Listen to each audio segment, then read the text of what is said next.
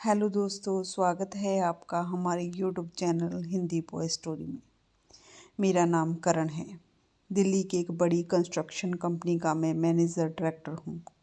लोग मुझे एक कामयाब और खुशकिस्मत इंसान समझते हैं, लेकिन हर चमकती जिंदगी के पीछे कुछ ऐसे सच छुपे होते हैं जिनका बोझ अकेला इंसान ढोता है। उस रात भी मैं अपने ऑफिस के कैबिन में देर तक बैठा फाइलों में उलझा हुआ था।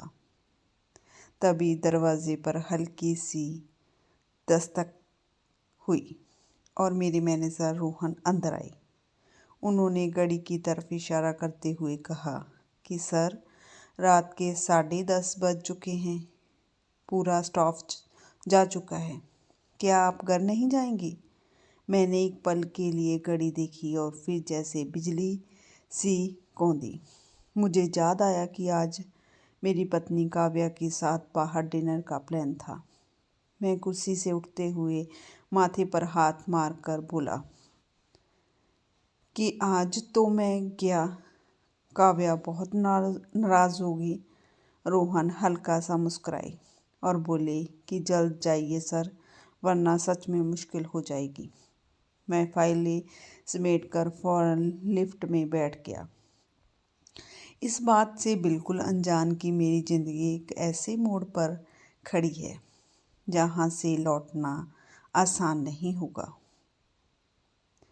घर की तरफ जाते हुए रास्ते में गाड़ी एक रोड सिग्नल पर रुकी।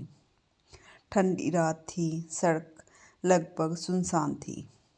तभी मेरी नज़र सड़क के किनारे बैठी एक औरत पर गई।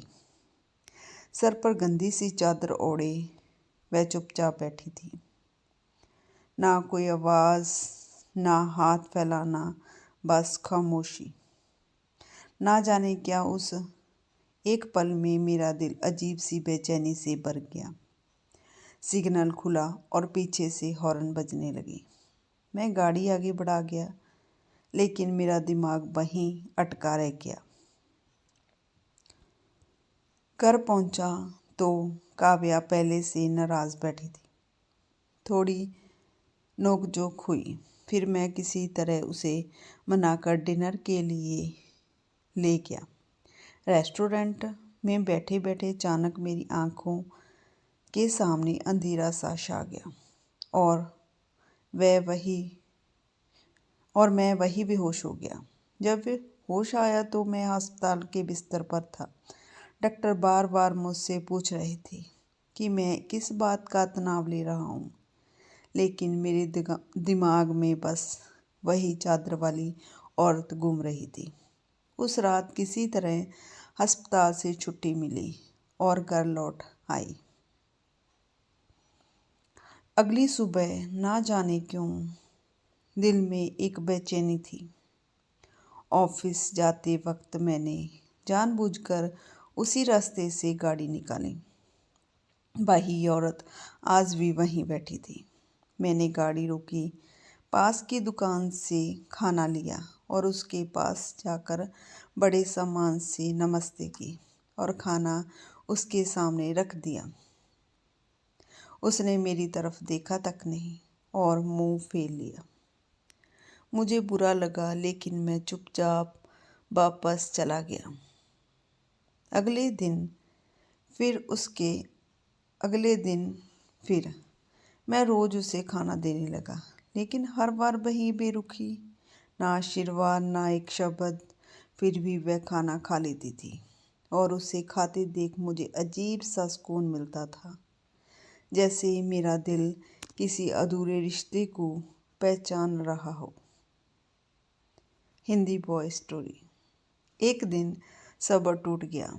मैंने उसका हाथ पकड़कर गुस्से में पूछा कि मैं रोज़ आपकी मदद करता हूँ, फिर आप मुझसे इतनी नफ़रत क्यों करती हैं? उस पल उसने धीरे से अपने चेहरे से चादर हटाई। जैसे ही मेरी नज़र उसके चेहरे पर पड़ी, मेरे पैरों तले ज़मीन खिसक गई। वह चेहरा किसी अजनबी का नहीं था। मेरी आंखों से आंसू बह निकले और मेरे मुंह से बस यही निकला, माँ। वह मेरी असली माँ थी, जिसे बचपन में मुझे बताया गया था कि उसकी मौत हो चुकी है। उस दिन सड़क पर खड़े खड़े उसने मुझे पूरी सच्चाई बताई।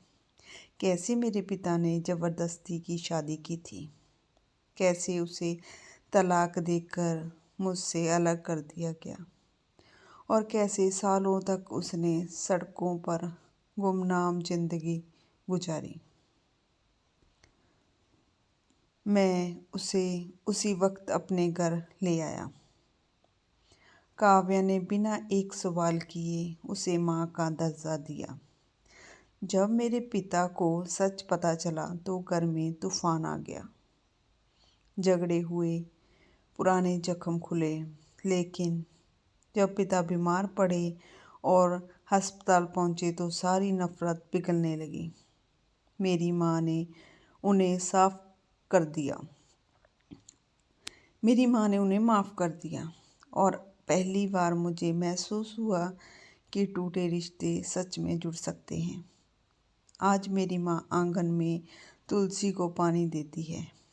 मेरे पिता बरामदे में चुपचाप चाय पीते हैं। काव्या रसोई में हंसती है और मेरे बच्चे घर में शोर मचाते हैं। मैं सबको एक साथ देखता हूँ और सोचता हूँ कि कभी कभी ईश्वर सच को भिखारी की चादर में लपेटकर हमारे सामने बैठा देता है। अगर इंसान के अंदर थोड़ी सी इंसानियत बची हो तो वह सच खुद रास्ता बना लेती है। जिंदगी ने मुझे सिखाया कि माफ़ी में ताकत होती है और प्यार में वह शक्ति है जो सबसे टूटे हुए रिश्ते को भी फिर से जोड़ सकती है। कहानी अच्छी लगी तो प्लीज़ मेरे चैनल को सब्सक्राइब, लाइक एंड शेयर ज़रूर करना। कहानी को पूरा देखने के लिए धन्यवाद।